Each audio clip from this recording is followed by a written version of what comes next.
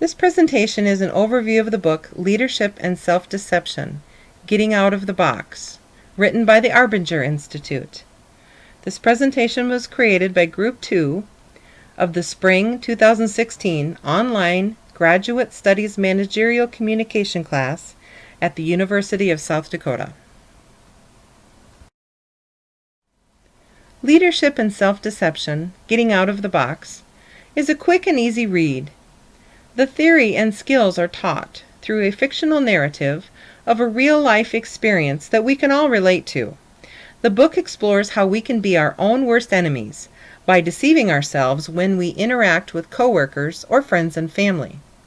After viewing this presentation, you will understand what is self-deception in the box. How does self-deception put you in the box? How to get out of the box? How to move from theory into practice? Application and results of leadership and self-deception. Being in the box is being self-deceived. The box is something that managers and leaders often put themselves in without even knowing that they are doing so. This most often occurs when a leader is self-deceived and he is unable to see that he has a problem. Self-deception can be viewed as the disease of a company, and the box can be considered the germ. Distortion of reality frequently occurs in conjunction with self-deception and in-the-box behavior, which causes leaders to fail to see themselves or others clearly. When a person is self-deceived, they may view their contributions and virtues more positively, while inflating the faults of others. In-the-box thought and self-deception are the most prevalent problems in business, as well as the most damaging. In-the-box thought is characterized by self-betrayal, distortion of reality, and the dehumanization of others. It is seeing others' needs and desires as secondary and as less legitimate than your own. It is inflating their faults and inflating your own virtue. When a leader stops acknowledging others as people and instead views them as objects, it becomes much easier to place blame on them. Being closed-minded and having a narrow perspective makes any change difficult. This deception also leads to people problems as employees resist leaders that are self-deceived. Why do we put ourselves in the box? People who are in the box do not typically realize that they have a problem. Dehumanizing others turns people into objects. When engaging in self-deception or putting oneself in the box, it is easier to place blame on others. To be more successful, a leader must recognize that they have a problem and strive to move into out-of-the-box thought. When a leader thinks out of the box, they value and acknowledge the worth of others. They are able to focus on what can be done, are more accepting of others' ideas, and grow personally. When people are seen straightforwardly as people, they are more likely to be successful. For example, smart people become smarter, skilled people become more skilled, and hard workers become more dedicated. Distortion of reality occurs with self-betrayal and in-the-box behavior. We cannot see ourselves or others clearly, and we are unable to focus on results. It is a vicious cycle doomed to be repeated over and over again. Self-betrayal is an act contrary to what I feel I should do for another. It can cause a person to feel anxious, uptight, irritated, threatened, and angry, provoking the same types of feelings in others. Here is an example of in-the-box thinking. When you feel like you should help out a coworker that is overloaded on work, you have the choice to either honor it or betray it. When you betray it, you get in the box and view others as the problem rather than yourself. You must make a conscious decision to get out of the box. But how? The first step is to recognize the self-deception that put you in the box. Next, you need to see people as people rather than objects that stand in your way. In self-betrayal, you are making yourself out to be a star employee. and the stressed employee to be lazy. You are imagining this yourself because you are in the box. You must stop to consider how they feel: embarrassed, stressed, overworked. This does not take away responsibility for an employee who cannot do their job. It merely ensures that you are seeing things objectively. Do not focus on what others are doing wrong. Do focus on what you can do right to help. Being in or out of the box is not about perfection. It is about self-improvement and being out of the box as much as possible. The key to getting out of the box is to stop resisting others. View others as people with their own stories rather than as objects or problems that you face. Don't blame others for your own faults or self-betrayal. This puts you in a vicious cycle of justifying your self-betrayal based on the actions of others. This is about you and your thoughts and behaviors. When you open yourself up to taking control of yourself and honestly wanting to help others, you step out of the box. What doesn't work when trying to get out of the box? Trying to change others. Simply putting up with the bad behavior of others. Avoiding the situation. Trying to bargain your way out. Implementing new skills or techniques for dealing with others. Changing your behavior without changing your mindset.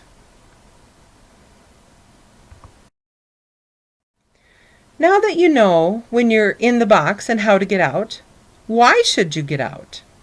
Shouldn't others be taking responsibility for their actions too? Remember that you can only control yourself and your reactions to others, not the other way around. When you are out of the box, you are no longer blaming others or inflating their faults. You can see the problem and yourself more clearly. You will have the freedom to see others as people, not as objects or problems to solve. When you are out of the box, you are liberated from self-justifying thoughts and feelings. You can stop betraying yourself, and you can stop resisting others. Now you are ready to help others get out of the box. First and foremost, do not judge someone for being in the box. They probably aren't aware of it themselves. Act as a mirror to those inside and guide them through the act of avoiding self-betrayal when posed with a choice. Share your experiences from both inside and outside the box. Let open and honest communication be your guide. There are 3 basic steps to move from theory to practice. Recognize that you were in the box, actively work to get out of the box, and appreciate the humanity of others. Learn to recognize your own self-deceptions and that only you can fix them. Get out of the box by stopping the blame cycle. Stop and re-examine the situation if you find yourself blaming others. If you recognize others as being in their own box alongside of you, don't play along with the mutual betrayal and competition of blaming others for your own self-betrayal. By getting out of the box, you will no longer resist others, and you can act on your feelings to help rather than blame others or justify your self-betrayal. Above all, remind yourself that the needs of others are of equal importance as your own needs. We've discussed how you get in and out of the box as well as how to help others. Knowing the theory is one thing, putting it into practice is another. This will take conscious effort on your part. The ultimate goal is to practice this daily, both at work and in your personal relationships. These steps can be used to improve your leadership skills by inspiring others to treat people with humanity. This will empower your employees and peers to do their best and strive for continued improvement. You will be able to lead by example, not by force or fear. By implementing the skills that you have learned here, your business will shine.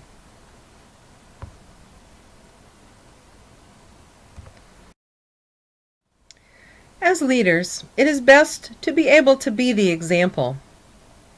Once a leader has identified their own box experience and has found themselves on the outside, then the efforts of workplace progression are made manifest. A leader that is outside the box views his employees and team as willing people instead of just a working unit. Though in the box moments arrive, they are aptly recognized, evaluated, and exited, swiftly building group effort and morale. In moments of conflict, it is much better to reach appeasement when viewing situations with an outward objectivity. Approaching situations with the sole purpose of finding whodunit often blinds true resolution. These opportunities, when encountered outside the box, produce better results as those involved are viewed as individuals and not merely hindrances to productivity. As we know, these practices are applicable to everyone in the workplace. Employees must also come to the realization of their self-deception, sometimes at the cost of employment. These instances often force one to face the harsh realities of accountability. Even though the practices we adopt are true and beneficial, our in-the-box mentalities still hinder us from growing as the box caps us from doing so.